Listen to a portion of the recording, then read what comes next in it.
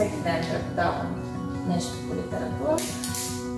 Когато преподавам класиката и почнем с авторите, винаги гледам да им разкажа живота на авторите, така не е само роден, написал, къде и защо починал. Основната ми идея беше, представях си човека, който иска да седне и да прочете моята история. На този човек трябва да му е интересно, защото това, което ви разказах, това е историческата част на нещата и не е има в много исторически източници, но исках да вървят диалози, да се появяват ситуации и те да бъдат навързани така, че наистина като свърши една глава да кажеш, искам да видя и следващата.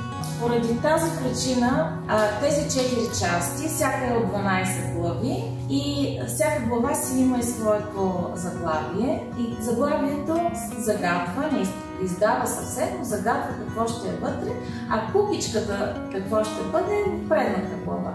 А по отношение на това как съм го написала, някога дори не знаех какво ще си говорят тези хора. Аз мислях да си говорят едно, почвам да пиша, но те започват да си говорят някакви други неща. Пишех само нощен, това е една нощна книга.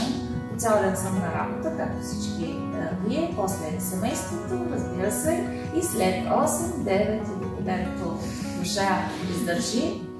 Оставах моите герои да разговарят, да действат и понякога си казах много добре, но аз не исках там да ходят или това да кажат, но то се получаваше така и гледах наистина да има комуникативност между героите с мене и аз и героите с всички вас, които ще посегнете.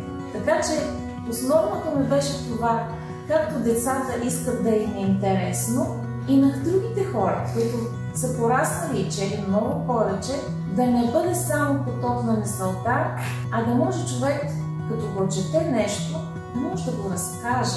Затова аз по-скоро не знам за писател, но аз се приемам като разказвачка на истории, защото го правя от много години и мисля, че това го мога. За пръв път обаче посягам не само да го напиша, а да имам смелостта да го предложа за печат и да стигне до вас.